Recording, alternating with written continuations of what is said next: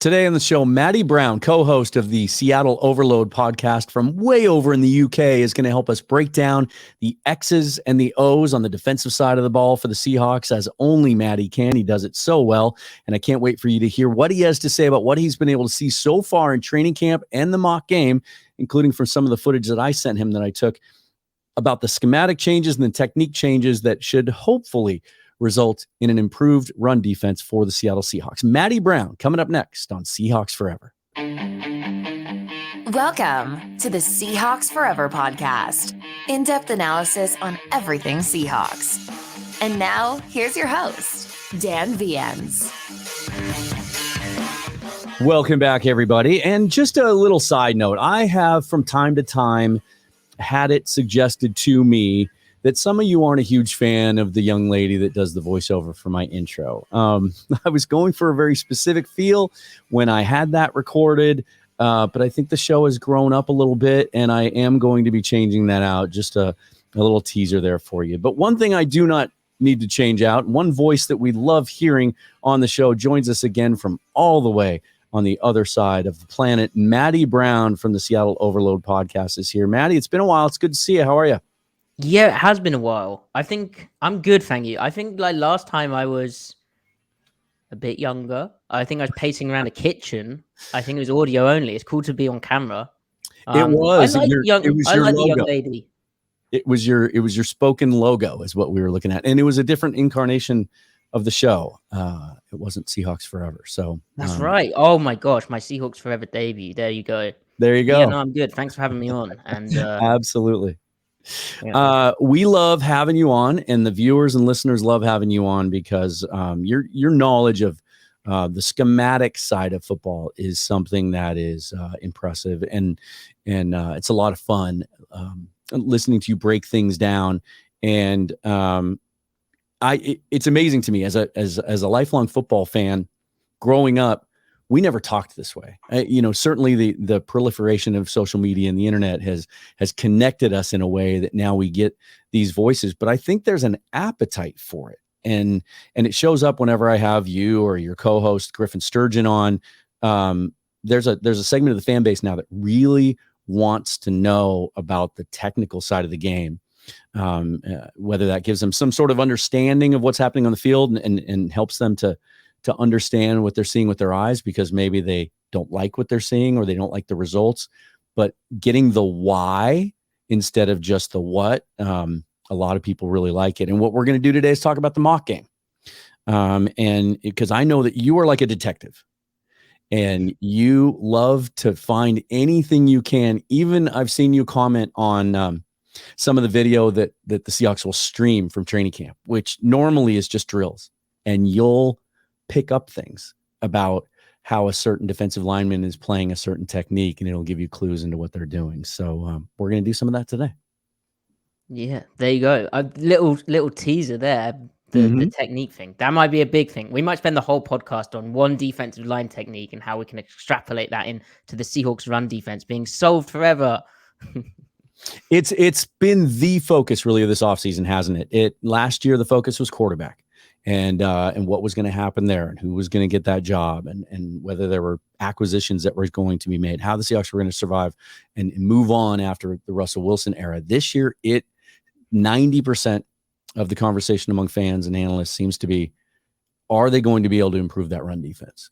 And that seems to be what is holding some prognosticators back from placing the Seahawks a little higher when it comes to preseason predictions.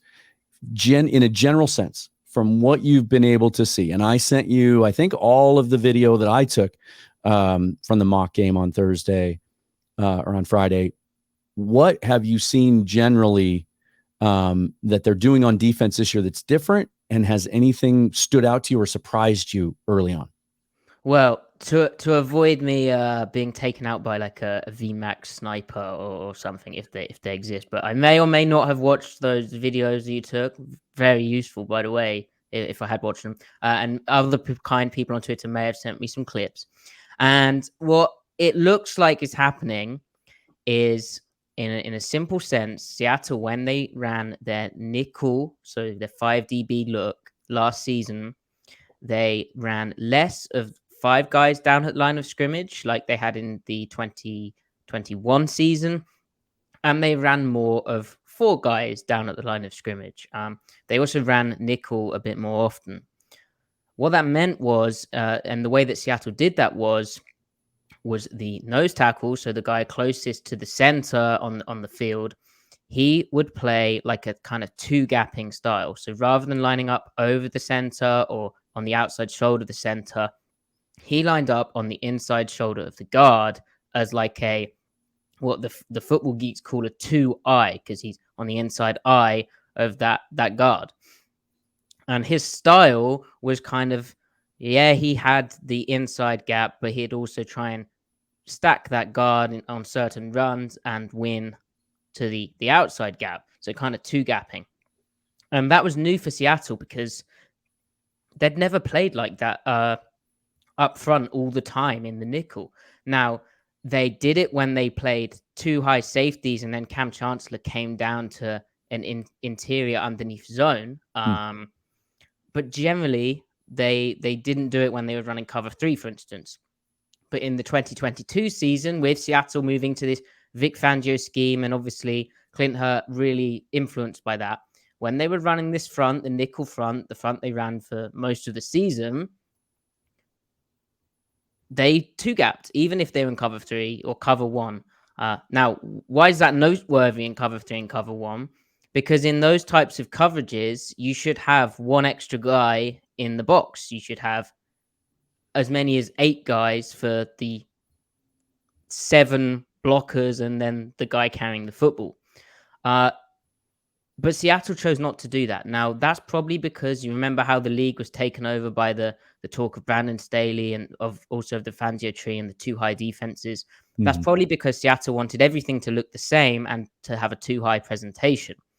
Before, when Pete Carroll used to do the 2 high, an actual run of 2 high coverage, he'd have the kind of 2-gappy player. But most of the time, Pete Carroll would have a 1-gapping guy. So he'd be, if it was nickel and Seattle was in cover 3 or cover 1, they wouldn't have this 2-eye, 2-gapping nose tackle. The nose tackle would play over the center and be like mainly a 1-gapping player when they were in the 4-down nickel front. Now, that was very convoluted, but it's important context because from what we've seen here and what we saw early, and you mentioned how I'm a bit of a degenerate and look through all the Seahawks videos and drills, it appears that Seattle has, when they're in nickel and they're in their 4-down look, that nose tackle, even when they're playing the 2 high coverage, he ain't 2-gapping on the guard. He is playing over the center as a 1 technique and a pure 1-gap player.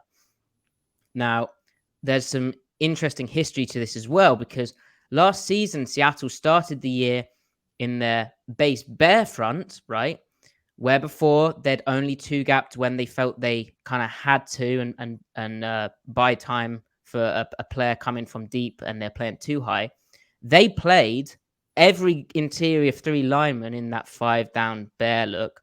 They played everyone 2-gapping to start the year, which is how the Fangio tree has done it, but not how Pete Carroll has done it, unless it's been a very specific game plan thing. Now, if you remember, Pete Carroll said, and when I asked him about it in Munich as well, they adjusted that look to fit their players, but their adjustment was just how they'd done it pre-2022, so 2021, 2020, when they're very good at stopping the run with that bear kind of look. Yeah. And they made it more 1-gapping, but if we need to 2-gap because there's a tight end and the 3-man surface on that side presenting issues or challenges, then we will. But generally, we'll try and play more 1-gapping in style. And so they changed it, the bear look, in 2022. And now in 2023, where they didn't change the nickel front from always having that 2-gapping nose tackle, now in 2023, it appears they've gone back to how they always used to do it, which is that guy is going to be a 1-gap player. So quite a lot to unpack there. Yeah. And I don't want to keep talking, but... and when you say 1-gap, we also hear, and we hear this from the coaching staff and those who cover the team, that it's more it's more of an attacking style, right? And we heard Al Woods even, interestingly enough, mention this in one of his first press conferences as a Jet after signing with them this offseason, that one of the things that appealed to him about them is, ironically, it was more of an attacking style. And he was bored last year and he didn't like playing that mirroring type of technique, oddly enough. Is that why we're seeing the Seahawks get away from the 330 pounder? Because that's been the thing that the fans have really grabbed onto this offseason, is like, we're not big enough up front. But is that by design? Yeah, no, I love that point, because, and it's this point I made when I was explaining this on my Substack, Seahawks on Tape, shameless plug. But that kind of lightness is more suited to playing the kind of one gap style. Like, if you think about Jaron Reed as the primary plan A nose tackle, as we learned in training camp, that does at first feel scary compared to those 330, 340 pounders in Al Woods, Brian Monet, the guys they had, past 2 seasons. But Reed's like weight is, he's listed Pro Football Reference at 313 pounds. But if you think about, it, on the roster, he's 306 pounds. And that, compared to those guys, is smaller. Now, he's not a small guy, but it's smaller, okay? But if you think about when Seattle was running, their old, like their under and over fronts, and then running their nickel fronts back in the day, 2012, 2013 type of vibe. Brandon Meebane, who was the nose tackle, a very good nose tackle, who'd play a lot of this one technique I'm talking about, the outside shoulder, one gapping nose. He was listed at 6'1", 311 pounds. Now, we've kind of become numb to, we become desensitized almost to a small nose tackle. We've forgotten that was a thing. Is a better way of saying that. But yeah, he was quite small, but not small, but he wasn't 340. He wasn't massive. And interestingly, Pete Carroll, when they drafted Cam Young, when a reporter suggested that Young was smaller than the nose tackles, he was like, well, yeah, but that's because those guys were enormous. Like, this guy's not small, and he doesn't play small, by the way. Al Woods don't grow on trees, right? They don't. And the crazy thing about him as well is he has like over 36-inch arms and a 99th percentile vertical jump. Like, he tested crazy hops. But no, sadly, Al is gone. And so not only is this sort of a way of Seattle doing it, and I haven't even spoke about how this clears up stuff for the guys behind them, but not only is this a way that they've done it in the past, but also their kind of explanation for this will be this better suits the type of players we have now. But, chicken and the egg, they've got these type of players for a reason. It's because of what they're trying to do. So as I said, that's a very, I agree with that observation. And then, I think that's how it will be explained to us. But like, they spoke about wanting to get more dynamic up front, and immediately you're like, it's Jalen Carter. Obviously things didn't work out there for whatever reason, but this kind of lighter style, this kind of more, upfront style, because if we talk about these techniques, right, you mentioned mirroring, and they call it a mirror step. When Al Wood said he's going to catch a guy and step with him, that's exactly what you're doing when you're trying to two gap. But when you're one gapping, that is a 6-inch forward step. You're not stepping lateral and trying to mirror the guy. You're stepping forward and striking the heck out of him, or the crap out of him. So it is a bit more downhill, even though Seattle will still want these guys to, in the main, hold that guy first. If they can win their gap, great, but they want to still keep the guys behind clean. And correct me if I'm wrong, but didn't I see that was one of the things that you noticed right away the first day or two of training camp when you saw some drill video? Is that's what you're talking about, right? That 6-inch forward step? Absolutely, Dan. Yeah, absolutely. Because it was, I think it was Carl Scott mic'd up, and they're very careful to give us Scott's back, and he's talking like half a shot. But what you saw was Cam Young, and he is lined tighter up over the center rather than on the guard. Even from the weird wide angle, you can tell that. And then 2, his right foot, he was on the left-hand side. His right foot is stepping forward, and he's hitting the center. And it's like, and that was back in minicamp, wasn't it? It was rookie minicamp. Yeah. Wow, see guys, that's the kind of analysis you get. It's the 6-inch step that Matty Brown is catching that guys like me are not. So is this you talked about how they're basically going back to what they did before. Have they scrapped the Fangio scheme, or have they just kind of morphed it? Well, Pete Carroll has said in the offseason that it's a combination of defenses, and I think you should. I think we can believe that. Basically, a lot of this is overgeneralizing, but for the purposes of this not being a 4-hour podcast and also being easier to understand, hopefully, I will oversimplify slightly. But the reason they went for the Fangio defense, it was, well, one, they're running a 3-4, so let's explore that first. The 3-4 part of this is that it gives them 2 outside linebacker types when they're in their base style of stuff. Now, if you remember when they're running, because they ran these 3-4 bare fronts in 2020 and 2021, which is their base. We're going to stop the run. It's 1st and 10. They're in 12 or 21 personnel. That's their base approach. If you remember back when Seattle did that with Ken Norton Jr., that was one of your ends or your edge players in that 5-down bare front base look was Carlos Dunlap. Mm-hmm. And the other was, there was a whole host of guys, but Benson Mayowa, they tried to get Reserve in there and he got hurt early. Alden Smith, that didn't work out. But that was the Sam linebacker. Meanwhile, Carlos Dunlap was the Leo. And everyone was like, why is Carlos Dunlap dropping into coverage? Right. And they didn't do it that often. And the reason is you don't want Carlos Dunlap dropping into coverage that often. But if you want to have, and this is where I fast forward to the second reason about why they chose the Fangio system, the coverage options and multiplicity and the ability to kind of make coverages look fairly similar. You can't have a guy who's very obviously a rusher guy and then another guy who's very obviously a coverage guy. The better example is KJ Wright. KJ Wright was that other edge opposite Dunlap. So it was pretty obvious that Wright, when he rushed, he rushed a bit, but not that much. Right. It wasn't very believable. So rather than having a Leo, like a rush guy, and then a Sam, a pass guy, they are able to just play left and right.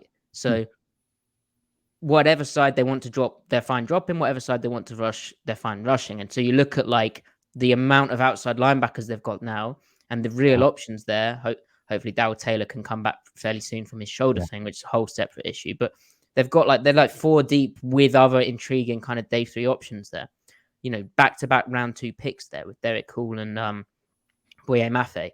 So they've got options there. And then the coverage side of it is they ran a lot of cover 3. They were very good at it. The league kind of worked out how to do it. I was able to work out their cover 3 rules sat in the UK. So you bet Kyle Shanahan was. And so it proved. And eventually you just got to mix it up, think about the direction of the league, think of how it was all going and evolve, which Pete Carroll, by the way, has proved very good at. And he's referenced his time at the San Francisco 49ers back in the 90s of this system, because they did run a fair bit of kind of 2 high middle field open coverages, not just your middle field close cover 1 or cover 3, but cover 4, cover 2, cover 6, middle field open stuff, no safety in the post.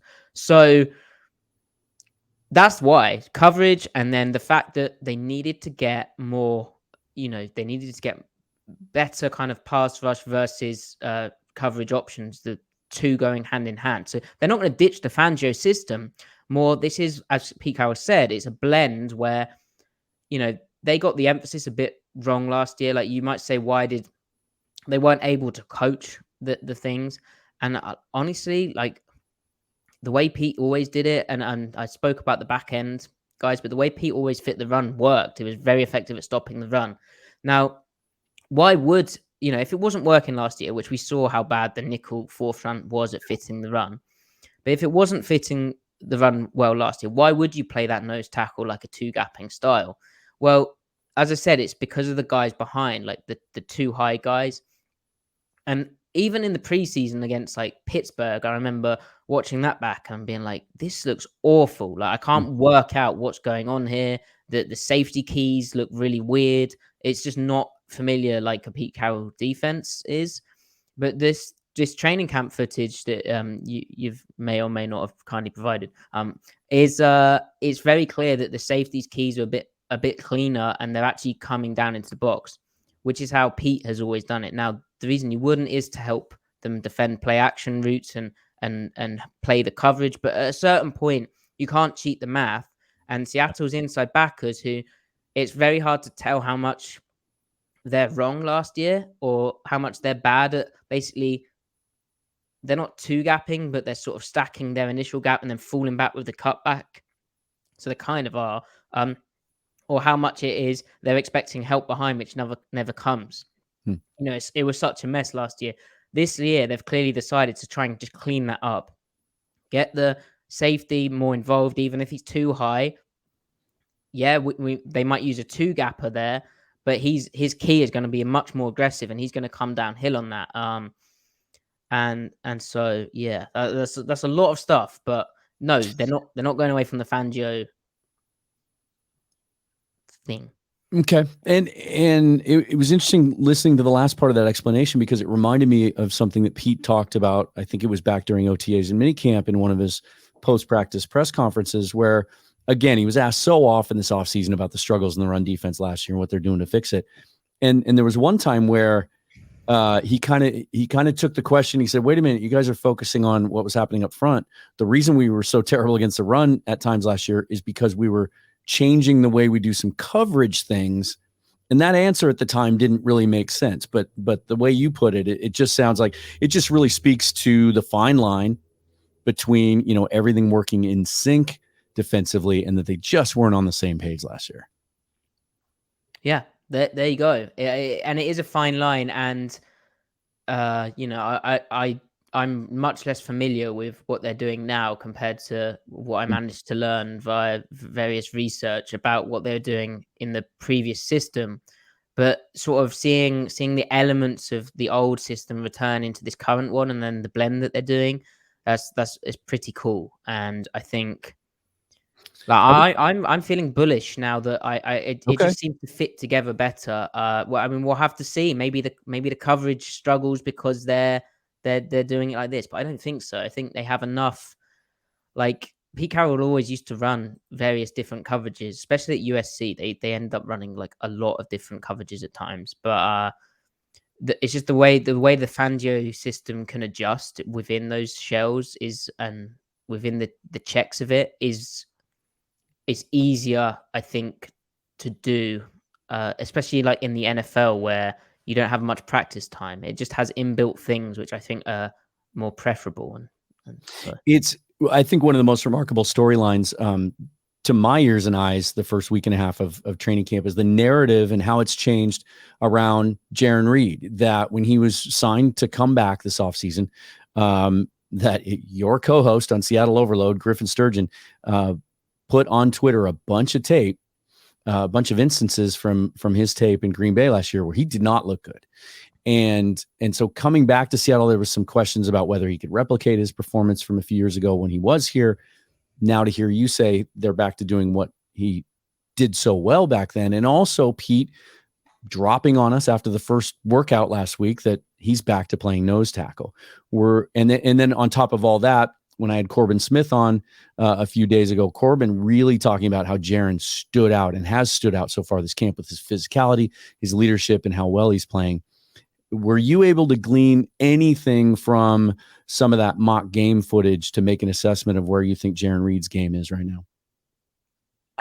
He looks fine. It's really hard to tell. I mean, not through the fault of the camera person, but it's not. I described it the other day. It's really one step up from what they do in the Pro Bowl now. It's contact, but it's not full speed, 100%. They're not going all the way through the tackle.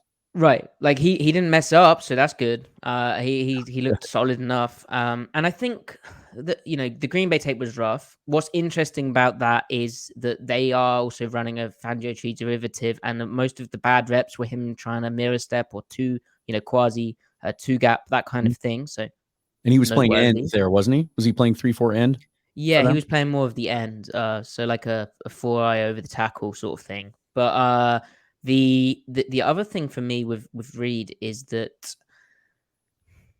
what happened in Green Bay, like, it sounds like there was, you know, some stuff which wasn't great. Like, culture wise, like he wasn't, it ended badly. Did he check out? Mm, Motivation is a thing for players, and sure. if you think someone's an arsehole who's coaching you, then it doesn't Yeah. help. I'm Yeah. not suggesting that's what happened, but he himself has said stuff happened in Green Bay. I think John Schneider alluded to it when he saw him in the building. So what I'd say is Reed obviously loves Seattle, the Yeah. culture there, and Carroll has a connection with him that you can't undervalue. So I'm basically saying, yep, this 30-year-old light nose tackle is going to get by on vibes and culture. But I am hopeful, and I think it's interesting as well the way I think this revives him. I think we'll have to see. We'll find Let's out hope. pretty early. Yeah, there sure isn't a lot of depth there. Let's talk about that second unit. I thought that was one of the most interesting groups to watch in the mock game. It was most of the time there was Cam Young and even Robert Cooper were rotating in at the nose, but then you basically had Mike Morris, you had Derek Hall, you had Tyreek Smith, and you had Miles Adams. What did you see from that unit? You concerned about the depth up front there, or did you see some things you liked? I don't know if I'm concerned about the depth. I think it's intriguing. Outside back, I think they've got options. I think the depth. So Tyreek Smith he was highlighted by Clint Hurt as the standout player from rookie mini camp OTAs, June sort of time. Mm-hmm. But his handwork was praised by Hurt, and he got Abraham Lucas on like a chop club dip thing, which was nice. I beat the first string right tackle. And what was cool about watching the twos is obviously they got up against the ones, and you're like, Yeah. well, can this guy play or not? You're about to find out. Mike Morris surprised me as well because he's 6'6", he's a bigger guy, and you worry about him being able to get the right pad level to strike guys inside. And even when they're running their base look with the 5 guys down at the line of scrimmage, they should be one-on-one in those instances, but they might not be. And so you do get double teamed sometimes, but he looked okay against the doubles. He wasn't getting smacked back too far. He was staying on his initial guy, the guy he's striking with that power step forwards. And yeah, okay, he's going to get moved slightly, but he looked good. Like the technique from the Michigan stuff to now, it's clear like he's taking on board their coaching. And he also had a really nice, they ran like an interior twist. He had a really nice win up inside on that, which would have been a sack. Luckily, he didn't go and demolish Geno Smith, but that would have been a way to make a story. But no, he looked pretty interesting. Enough kind of juice on the inside as a pass rusher as well from his college football stuff to be. He's like the mirror for Mario Edwards, the first string kind of player. Or even a Draymond Jones. Like you can just see that, and the way that every single time an inside rusher gets mentioned, Michael Bennett is referenced. But like that kind of style, and encouraging juice. And then Cameron Young, I was big. Like I say, big. I watched him and was like, oh, this guy's Seahawky, and then just the way he strikes guys with that power step. Then lo and behold, they go and draft him, and then he's big. He strikes guys well. He plays nice in the shade. He in the bear stuff, the nose tackle still is kind of two gapping. His main deal is to mirror where the center goes, catch him, and then win into the backside gap on most of the plays. Young will have to adjust to that, but he looked interesting, and like he had very strong strength in the SEC.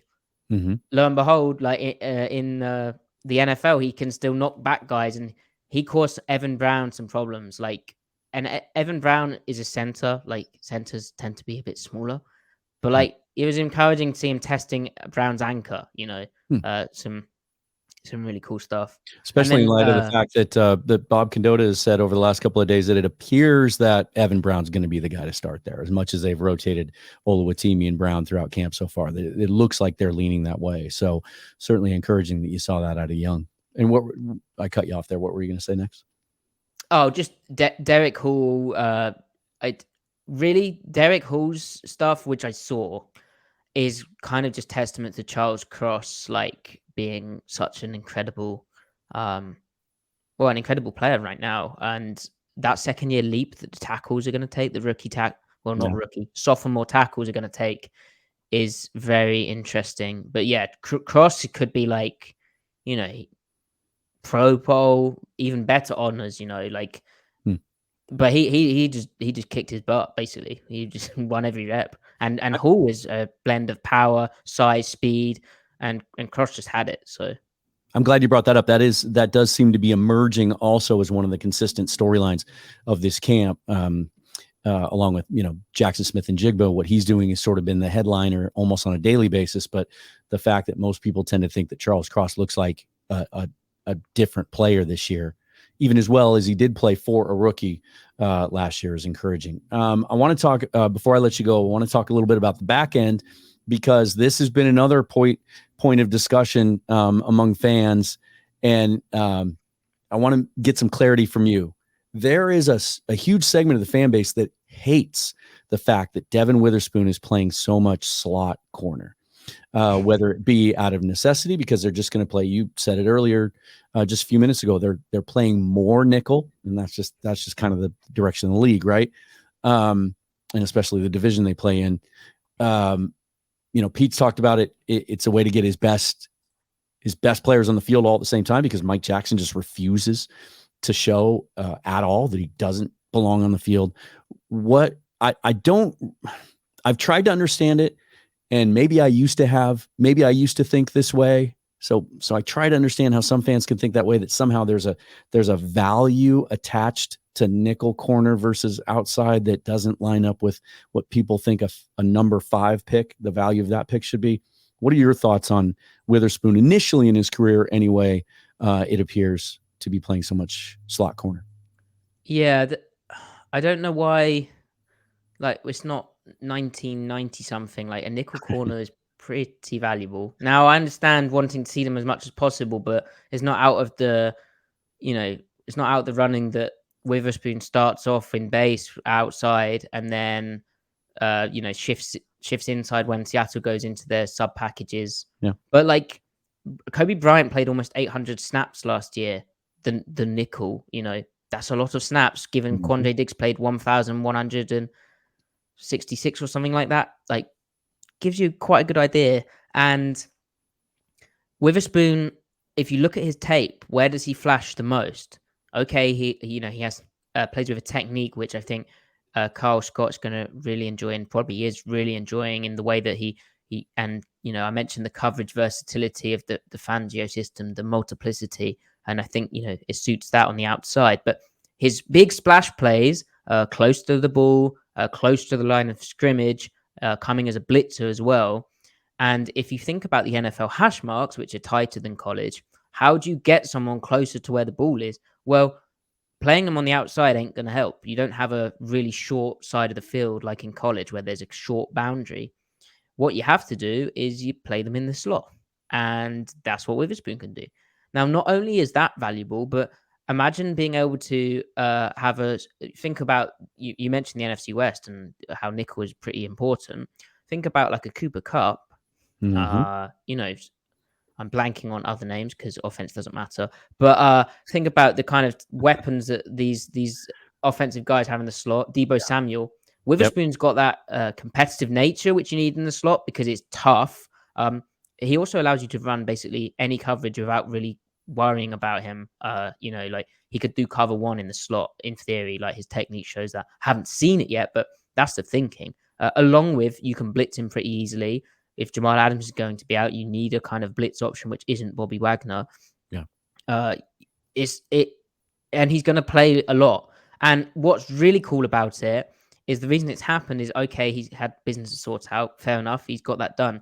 But like you said, Mike Jackson suddenly is having this ferocious battle on the right side with Trey Brown, who I completely forgot about, basically. Poor Trey. But he was really good in 2021. He's playing on the left side, which is in theory the open spot now that Rick Woolen's back. And Brown and Jackson are just going to go at it at left cornerback, where obviously Jackson did quietly well last season. So yeah, with a spoon in the slot, it should be very, very exciting. Like in the slot, you can do much more things with a player than you can on the outside. And it's why even in college, where there's those tighter, the wider hash marks, and you can send a perimeter cornerback blitz a lot easier. But even in college, it's why Kirby Smart, Nick Saban, those kind of defenses, even Dave Aranda, who's another kind of defensive genius, basically. They put like the most athletic guy in the slot, the best player in theory, like because it's where you win the matchups, and as offenses get more spread out, you can do a lot of things with that player. Now, Witherspoon ain't the biggest guy, but he Right. hits big, and his movement skills are incredible. So yeah, people, it's okay. It's all going to be okay. Yeah. There's no madness, what and I've there been is a lot saying. of method. Well, and it'll be interesting to see at the end of the year. You talk about snap counts. How many snaps Devin Witherspoon plays versus how many snaps Jalen Carter ends up playing in Philadelphia, because, I think those same fans that freak out about, value at the 5th pick and a guy playing slot corner, it is, would those same people be freaking out if Jalen Carter had been the pick and he was a rotational tackle, the way the Seahawks typically use their defensive lineman, and he ends up playing 30% of the snaps, 40% of the snaps? It's not out of the realm of possibility that Devin Witherspoon will play more snaps this year than Jalen Carter in Philadelphia. So anyway, we could talk about that for another 10 minutes. Matty, time flies when you're on, man. It does. I should be more succinct, but unfortunately, schematic conversation can get a bit lengthy. Well, and I'll have, how like the hearing impaired, the little box, I will have an interpreter inserted down in the corner. Nice, because you probably need 2, one for the British accent and then 2 for the scheme stuff. It's just double foreign to people. Terrible. Well, let's do this. I've talked about the Seattle Overload podcast that you do with Griffin Sturgeon, but tell people about your Substack. Yeah, so my Substack, www.seahawksontape.com. That's where I explain this stuff with video and pictures and quotes from Pete Carroll and John Schneider and players and stuff. And it really is what you were saying at the start. Like, the reason I got into this is why. Obviously, the internet, as you mentioned, and technology, I wouldn't be able to learn all this without that. But it's accelerated my learning, and I coach the game, so try and bring a coach's mind to it, but also understanding that this is quite complicated if you're not a massive nerd like me. So trying to explain why something happened, or how it happened, or what it means, and with the idea of it gives a slightly deeper meaning to this whole deal, and you can better understand the Seattle Seahawks. Absolutely, which we're always trying to do as we head into this season, with the preseason starting on Thursday against the Minnesota Vikings. You can follow him on Twitter at Matty F. Brown. Matty, it's good to have you on. It had been too long. Let's make sure it's not that long again before we get you back on the show. Maybe sometime around the quarter pole or a third of the way into the season, and talk about what you're seeing during the regular season on the field from the Seahawks. I appreciate you being here, man. Absolutely. Thanks so much for having me, Dan. Follow me on Twitter at Seahawks Forever. Like the video, subscribe to the YouTube channel or the audio version wherever you get your podcasts. If you haven't caught my episode with Ryan Leaf, definitely do that. Posted that one yesterday. Coming up this week, I will, of course, react to the Seahawks' performance against the Vikings in their preseason game on Thursday, and then any news that should happen throughout the week as well. Until then, forever and always, go Hawks.